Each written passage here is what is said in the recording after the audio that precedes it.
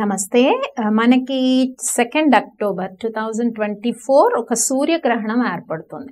అయితే ఈ 2 అక్టోబర్ 2024 అమావాస్య రోజు ఏర్పడే సూర్యగ్రహణం మన భారతదేశంలో కనిపించదు. కానీ గర్భవతులు ఎటువంటి నియమాలు పాటించాలి, మనకి గ్రహణం ఏర్పడేటప్పుడు ప్రత్యక్ష ఫలితాలు, పరోక్ష ఫలితాలు అని ఉంటాయి. సో మన కంట్రీ పరోక్ష ఫలితాల్లో ఉంది. పరోక్ష ఫలితాలు ఉన్నప్పుడు కూడా కొంచెం గ్రహణం అనేసరికి ఏమంటారు, ఆ గ్రావిటీ, గురుత్వాకర్షణ శక్తి భూమిపైన ఉంటుంది. ఎప్పుడైనా చూడండి, గ్రహణం ఏర్పడేటప్పుడు సైంటిఫికల్గా ఏంటి, రోకలి ఒక రోల్లో పెడితే అది స్ట్రైట్ గా అలాగే నిలబడుతుంది. సో డెఫినెట్ గా దాని ఎఫెక్ట్స్ ఎర్త్ పైన ఉంటాయి.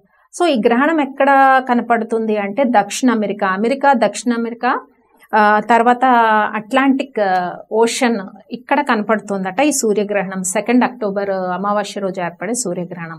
ఈ గ్రహణము హస్త నక్షత్రంలో మనకి ఏర్పడుతుంది అనమాట.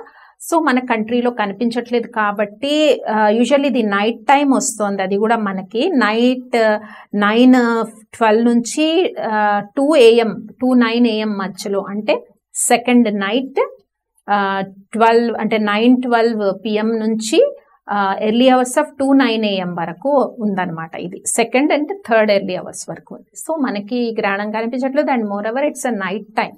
మనకైతే ఇది దాని ఎఫెక్ట్ ఉండదు. సో దీని గురించి పెద్దగా ఆందోళన పడాల్సిన అవసరం లేదు. బట్ ప్రెగ్నెంట్ ఉమెన్ ఏం చెయ్యాలి? మన కంట్రీలో కనిపించట్లేదు కదా, బట్ ఈ రోజు ప్రెగ్నెంట్ ఉమెన్ 2 అక్టోబర్ ఏం చెయ్యాలి? సో సూర్యగ్రహణం అనేసరికి అగైన్ గ్రహణం అనేటప్పటికే చాలా చేంజెస్ ఉంటాయి. ఇందాక నేను చెప్పాను కదా, గురుత్వాకర్షణ శక్తి, గ్రావిటీ చాలా ఎత్తువైతే చాలా ఎక్కువ ఉంటుందన్నమాట. వీటి యొక్క ఎఫెక్ట్స్ పరోక్ష ఫలితాల్లో ఉన్నాయి కాబట్టి ఈ రోజు ప్రెగ్నెంట్, కొంతమందికి డౌట్ వస్తుంది, మన కంట్రీలో గ్రహణం కనిపించకపోయినా ప్రెగ్నెంట్ లేడీస్ అనగానే టెన్షన్ పడుతూ ఉంటారు. నెంబర్ ఆఫ్ కాల్స్, మెయిల్స్ పెడుతూ ఉంటారు, నాకు ఎట్లాంటి జాగ్రత్తలు తీసుకోవాలని చెప్పి. సో వాళ్ళందరి కోసము ఈరోజు పర్టికులర్గా మీరు ఏం చేస్తారంటే, మనకి నైట్ టైంలో ఉంది, 9 ఆ టైంకి ఇండియన్ టైం బట్టి వస్తుంది కాబట్టి బెటర్ డిన్నర్ వచ్చి కొంచెం ఎర్లీగా ఫినిష్ చేయండి. ఈరోజు కూడా మార్నింగ్ నుంచి కూడా ఏదైనా, ఇంకా బెస్ట్ టిప్ ఏంటి ప్రెగ్నెంట్ ఉమెన్కి అంటే, ఏదైనా దేవుడి బుక్కులు, దైవనామ స్మరణ ఇలాంటివి చేస్తే ఈ డే పర్టికులర్ మీకు ఏంటి లాభం, ఈ డే ఇలా దైవనామ స్మరణ చేస్తే ఏంటి లాభం అని అడగచ్చు. లోపల ఉండే బేబీకి స్పిరిచువల్గా గ్రో అవుతారు. అందరు, all religions, not only Hindus అండి, అందరు రిలీజియస్ ఇది ఫాలో అవ్వచ్చు. మీరు డివైన్ ప్రేయర్ చేసుకోండి, అయితే జీసస్ ప్రేయర్ చేయండి, అల్లాకి ప్రేయర్ చేయండి, లేకపోతే శివపార్వతులకి ప్రేయర్ చేయండి. సో ఆ డే అంతా కొంచెం వీలైనంత ఆధ్యాత్మికమైన ఇన్ఫర్మేషన్ తెలుసుకోవడానికి, బుక్స్ చదవడానికి, ఆర్ శివ పంచాక్షరి మంత్రం, ఇలా మంత్ర స్టాండ్ చేయడం, ఇలా చేస్తే మీ బేబీకి చాలా స్పిరిచువల్గా లోపల ఉండే బేబీ చక్కగా అది క్యాచ్ చేస్తుంది అనమాట ఆ పవర్ని. సో అది ఒకటి. అండ్ ఈ రోజు కూడా డిన్నర్ మాక్సిమం 6-7 PM కల్లా డిన్నర్ కంప్లీట్ చేయండి. అంటే మన కంట్రీలో కనిపించకపోయినా సో ఈ మెటబాలిక్ సిస్టమ్ పైన దాని గ్రహణం యొక్క ప్రభావం ఉంటుంది కాబట్టి, ఎందుకంటే తొందరగా ఎర్లీగా మీరు డిన్నర్ చేసేస్తే ఎప్పుడైనా కూడా మంచిదే హెల్త్కి.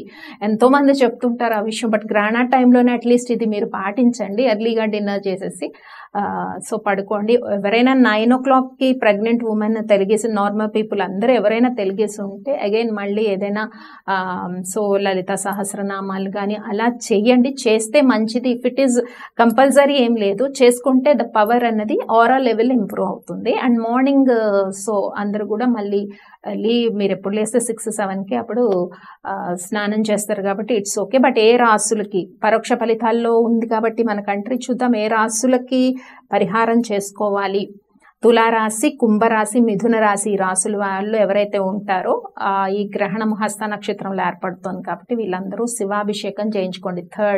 థర్డ్ నుంచి మనకి దేవి నవరాత్రులు కూడా స్టార్ట్ అయిపోతాయి కాబట్టి థర్డ్ వచ్చి శివాభిషేకాలు అందరూ కూడా చేయించుకుంటే, అన్ని రాసులకు చేయించుకోండి బెటర్.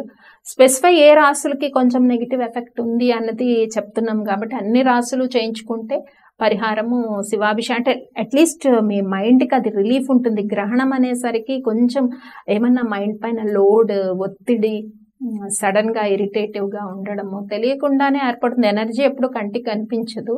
సో ఇండైరెక్ట్ ఎఫెక్ట్స్ ఉంటాయి. సో ఇదంతా మీరు పాటించండి. స్వస్తి.